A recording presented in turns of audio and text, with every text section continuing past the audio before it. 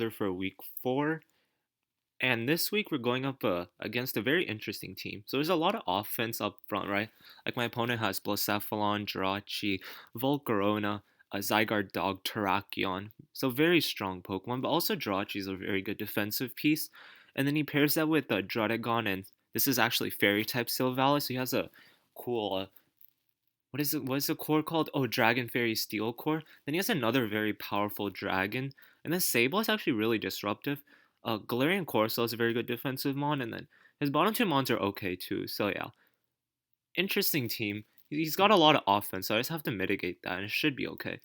So immediately, first I bring up Zeraora, and this Zeraora is meant to outspeed. I think his fastest mon's Blacephalon, so it outspeeds that, and then just bulk up with 3 attacks. And the reason I have Lumberry is because he has Flame Body Volcarona, but he also has Will-O-Wisp Sableye. So Lumberry just it keeps me safe against that luck factor.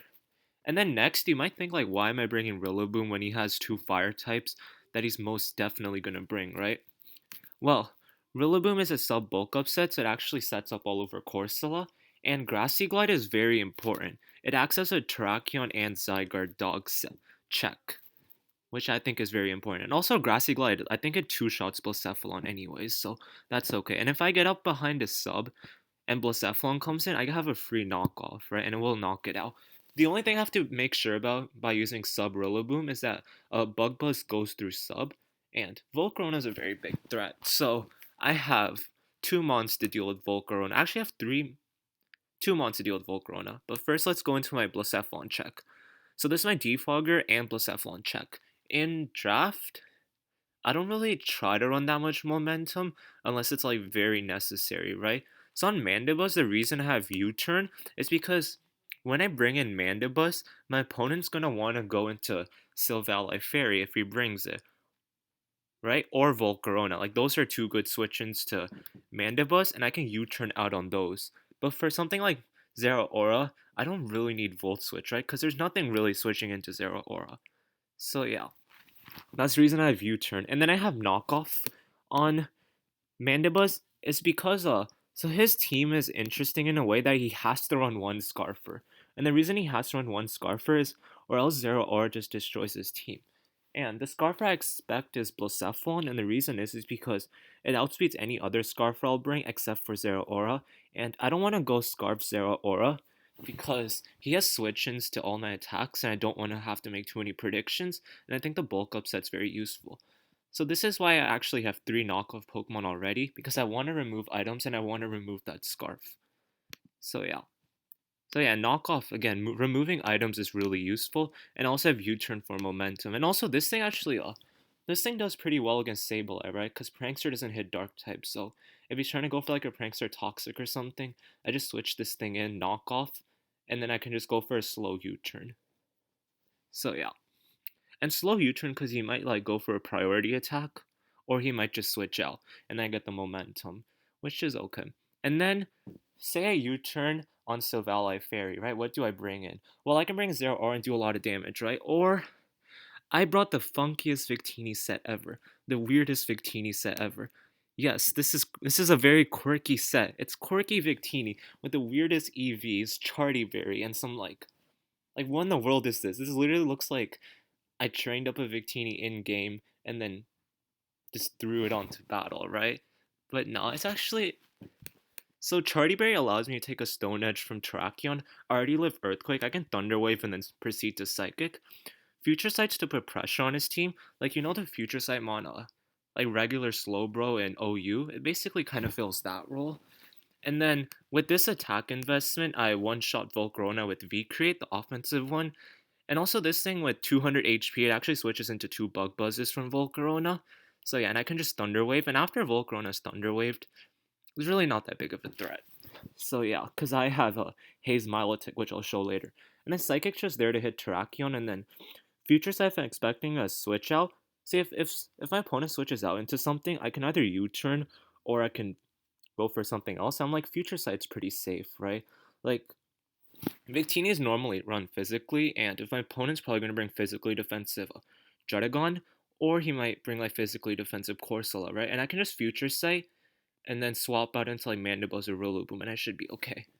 So yeah, that's the logic behind that. Really funky EV spread. I think this defense allows me to take some sort of attack on his team. But yeah, really funky set. But I think it's gonna work out. And also this thing, if I Mandiba's U-turn on Savali Fairy, Victini just comes in for free. And the thing is, V-Create is such a strong move that like you really don't need that much attack investment anyways, right? Like this is still such an offensive, like such a good move.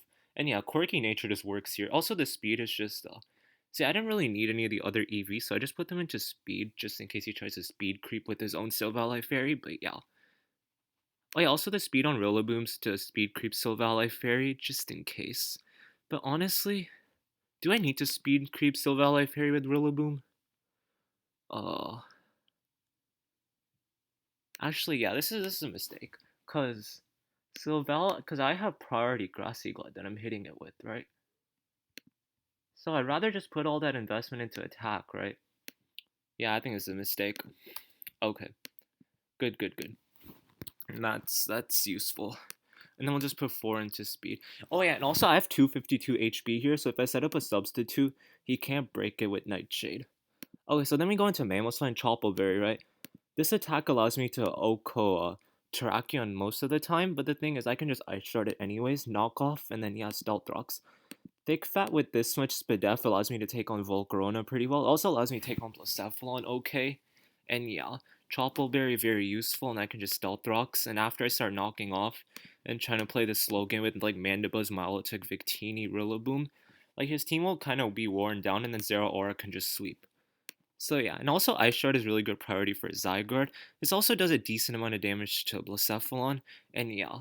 And then our Volcarona check is Milotic. Haze, Toxic, Scald, Recover. Pretty standard, right? Toxic's actually really useful just in case he tries to bring some like random Corsola set, which I feel like it's possible. But yeah, also he might try to bring like some trapping Altaria, which is I don't know. If he does, then like kudos to him. But yeah, like Parasong, like trapping. But yeah. Um, let's see. Okay, so I didn't run Flame Orb this time because I felt like I don't want to be worn down really quickly, right? Like, actually, I want this thing more as a Blacephalon check rather than a Terrakion check. I feel like for Terrakion, as long as I keep Rillaboom alive, I should be okay, right? No, like Rillaboom with that attack investment actually Okos Terrakion with Glide, and I added more attack, so I should knock it out anyways. But yeah, competitive, I take a Shadow Ball, I can actually have a chance of getting +2 special attack. I actually take a Spec Shadow Ball, and then I take another -1 Spec Shadow Ball, so yeah. I should be fine. And he's probably going to bring Scarf Blacephalon anyways, right? And the thing is, like, if he tries to trick, then Zero Aura just beats the Blacephalon. And yeah, like, Scarf Blacephalon doesn't do that well.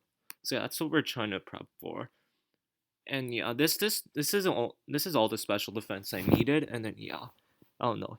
It's also a Volcarona check, but the thing is Volcarona's gonna have Giga Drain, right? And in terrain it can actually two-shot Milotic at +1, so I have to be really careful.